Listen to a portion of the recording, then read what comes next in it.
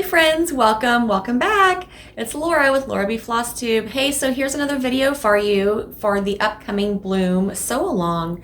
So I have went over already just kind of how I've been preparing up to this point.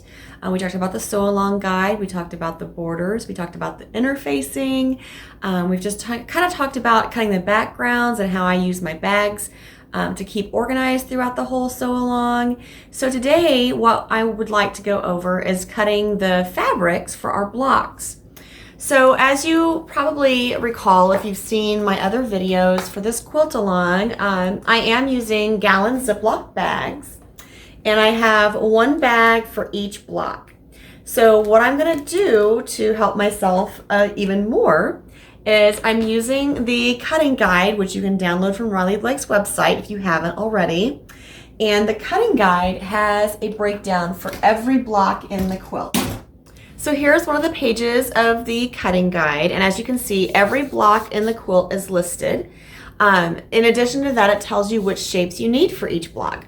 So what I'm gonna do is just go block by block and use the little cheat sheet that I did for the interfacing to help me know what size fabric I should be cutting for these blocks.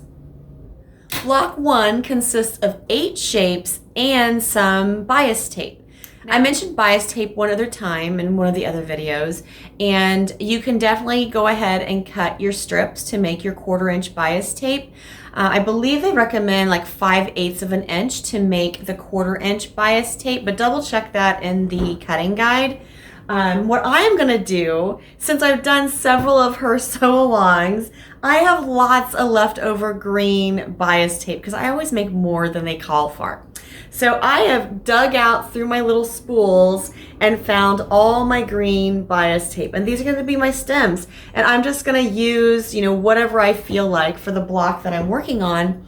And that's what I'm gonna use for my quilt. Oh, I've also had some questions about this cute little stand. My mother-in-law loves me so much and she bought this stand for me. It is a seller on Etsy. I will try to put a link in the description box below if you're interested in the stand.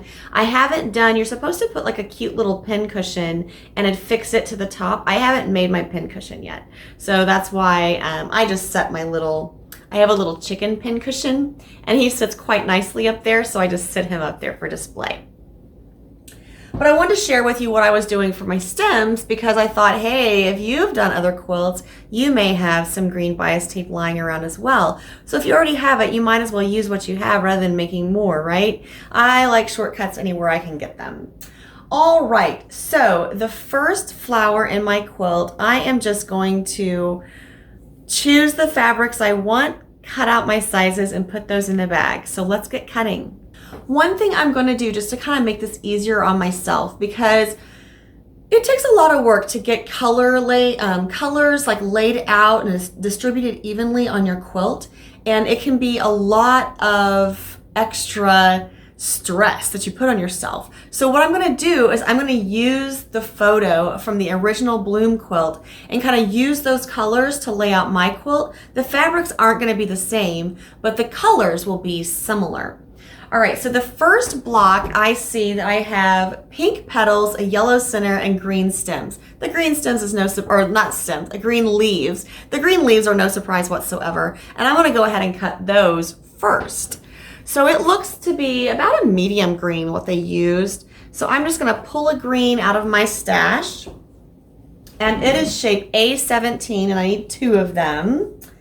So A17 from my little cheat sheet guide is a 2x3.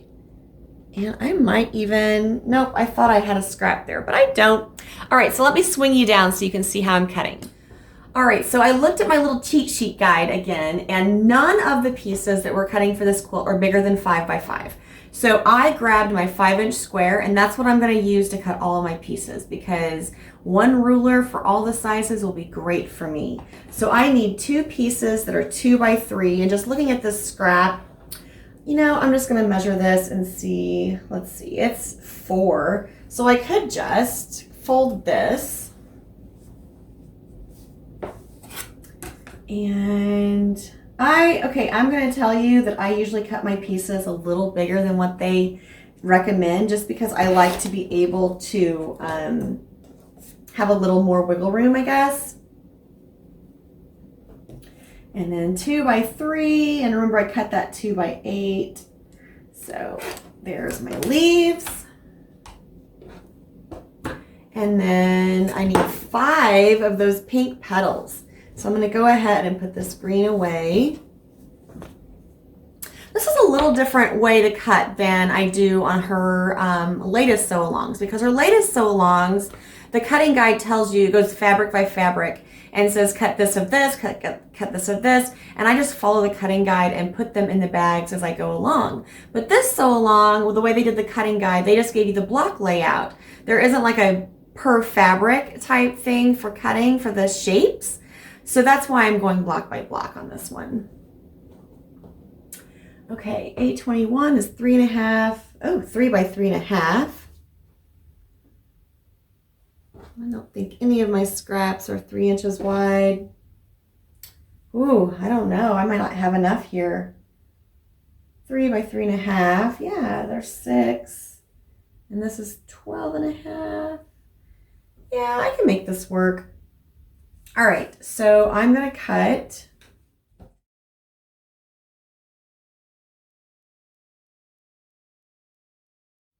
And remember, I'm cutting mine just a little bit bigger as I go along.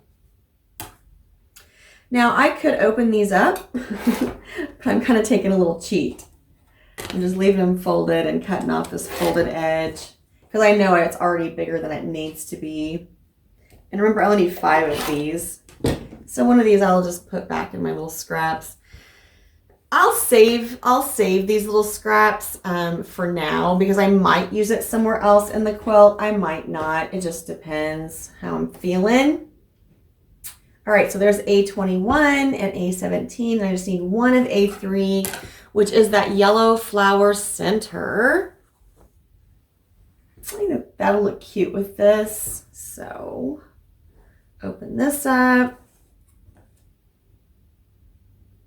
And again, remember, I'm cutting it a little bigger. I'm cutting it 3 1/4 by 3 1/4.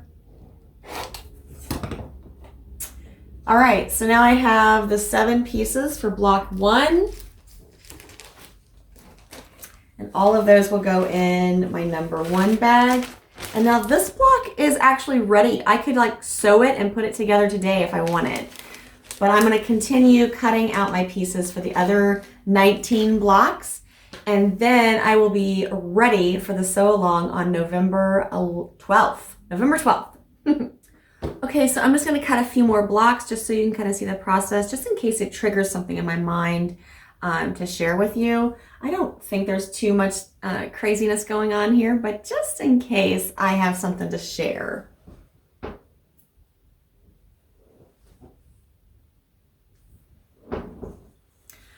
So I'm going to work on block 3, and when you look at this one, you really need to kind of look at the photo too, because if you want it as scrappy as hers, then you're going to have to break it down, because it tells you need 2 of the shapes and 5 of the leaves.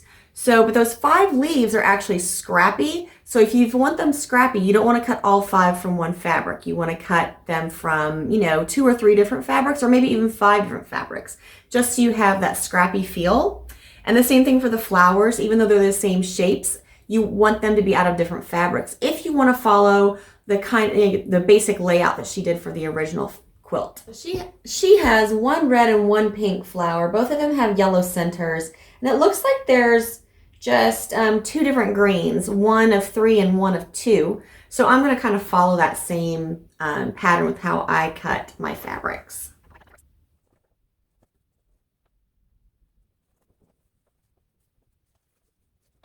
Just to save myself a little time, I have layered my fabrics up here, and I am just going to cut both of them at once.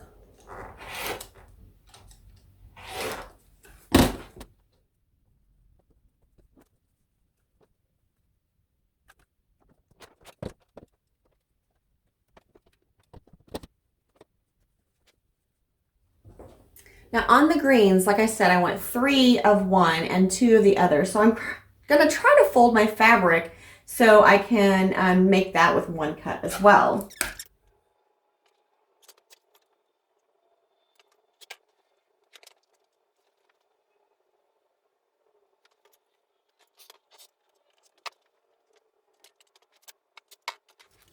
Block 3, here's a tip for you. So on block 6, I need 7 of one of the shapes. Now, when I look at the dimensions for that one shape, the one shape is 2 by 3. So when I measure my fabric, I can see that I have, if I take this, it's basically 11.5 inches long. So I will be able to get 5, and I know there's enough here too. So instead of cutting this piece of fabric, it looks like I'm gonna need most of it.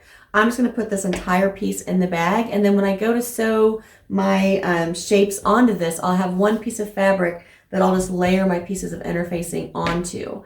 So this just saves me a little cutting, and it's something that you might want to consider if you're comfortable with doing math on shapes like that. So if you need multiple shapes for one of the blocks and you're fine with working out the dimensions that you need, then this will definitely save you some time, which is like not having to cut it down. Okay, same thing for this one. I need 2 leaves, same fabric. The dimensions are 2 by 3, so I'm going to cut this 4 by 3. And I'll have one piece of fabric for both of the leaves.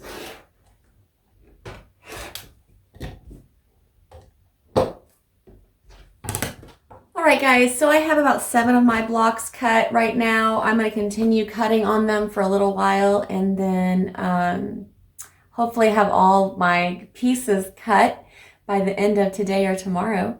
That's one thing I do like about cutting. Either, it doesn't really matter if you're going fabric by fabric or if you're going block by block. I like to stop somewhere where I know where I'm going to pick back up. So I know I have through block 7 cut. I wouldn't have stopped in the middle of cutting block 7 is what I'm saying, unless it's an emergency or something like that. And the same thing on her newer sew-alongs, when you're cutting fabric by fabric, I don't ever cut in the middle. I don't ever stop in the middle of cutting a fabric. I cut until the end of one fabric, and then I mark my place on the guide. And I just usually do that with a little pencil or something and just say this is where I was at. That way, if I need to go make dinner, or if I need to go answer the door, or I need to take a break and take a nap, or whatever I need to do, I can come back at the next time, whether it be later that day or the next day or next week, and I know exactly where I'm at and what I've done and where to pick up. So I hope some of those tips helped you. There wasn't really too much to say about this. Just, follow your cutting guide. Use that cheat sheet that I shared with you with the interfacing. You can use those same sizes to cut your fabrics. I usually cut my fabrics just a little bit larger than what it calls for, just to give myself a little wiggle room, just in case. I cut block by block and, layer when you can. Consolidate the sizes into one larger piece of fabric rather than like 5 or 6 small pieces of fabrics when you can. That's pretty much all the tips I can think of that I shared. But I would love to hear some of the things that you do when you're preparing for a sew along. If there are other things that you use to help yourself keep organized and get everything to go smoothly later on, I'd love to hear from you. Make sure you like and subscribe if you enjoyed this video. I hope you come back for another one at some other time. And until next time, happy stitching!